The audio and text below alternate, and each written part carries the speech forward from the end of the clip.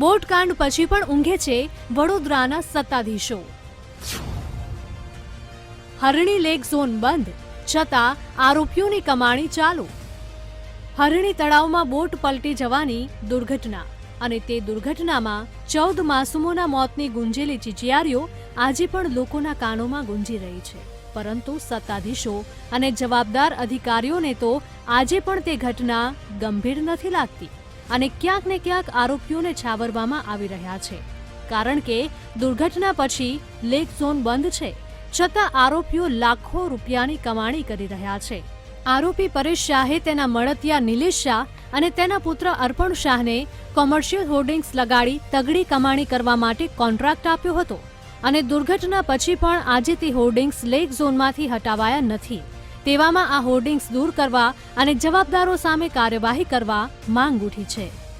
જે રીતે વડોદરા શહેરના હરણી લેક ઝોનમાં દુર્ઘટના બની, 12 બાળકો 2 શિક્ષકોના મૃત્યુ થયા।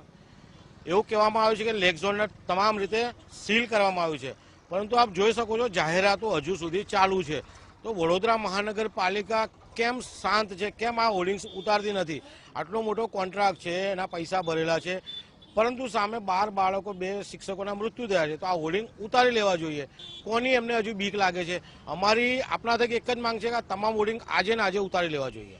મુદ્દો અહીં એ છે કે જે પાપીઓના કારણે માસૂમોના મોત થયા, આજે પણ તેમને મહિને લાખો રૂપિયાની કમાણી થાય છે, છતાં તંત્ર તેનાથી અજાણ હોય તેવું તો કઈ રીતે શક્ય છે? તેવામાં વિપક્ષની પણ માંગ છે કે આ હોર્ડિંગ્સ હટાવવા જોઈએ અથવા તો તેની આવકની રિકવરી કોર્પોરેશને કરી લેવી જોઈએ। તાત્કાલિક ધોરણે લેક ઝોનનો ઇજારો રદ કરવાની જાહેરાત તો મ્યુનિસિપલ કમિશનરશ્રીએ કરી, પણ લેક ઝોનમાં જે કોમર્શિયલી હોર્ડિંગ્સ લગાવવાની અને એડવર્ટાઇઝમેન્ટ રાઇટ્સ આપેલા, એ રાઇટ્સ અંતર્ગત જે હોર્ડિંગ્સને ત્યાં જાહેરાતો થઈ છે, એ જાહેરાતોના બોર્ડ તાત્કાલિક ઉતરી જવા જોઈતા હતા, જે આજ સુધી ઉતર્યા નથી। તો આપના મારફતે ડિમાન્ડ કરીએ છીએ કે તાત્કાલિક આ હોર્ડિંગ્સ ઉતરી બી જવા જોઈએ અને આજ દિન સુધી જે ડિસ્પ્લે ચાલુ રહ્યું, તો જે એજન્સીઝના ત્યાં ડિસ્પ્લે હોય તે લોકો પાસે એની રિકવરી ડાયરેક્ટલી કોર્પોરેશનમાં થવી જોઈએ। પોલીસે આ કેસમાં આરોપીઓને ઝડપી પાડવા કાર્યવાહી હાથ ધરી છે, પરંતુ શું કાર્યવાહી થઈ રહી છે તે કોઈ નથી જાણતું।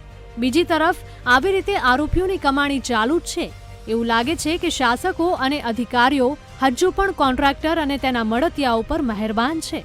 ત્યારે જોવાનું એ રહેશે કે વીટીવી ન્યૂઝના આ રિપોર્ટ પછી ઊંઘતું તંત્ર જાગી હોર્ડિંગ્સ હટાવે છે કે પછી હજુ પણ આરોપીઓની કમાણી ચાલુ રહેવા દે છે। કેમેરામેન કિશોર ક્ષીરસાગર સાથે માનુ ચાવડા, વીટીવી ન્યૂઝ, વડોદરા।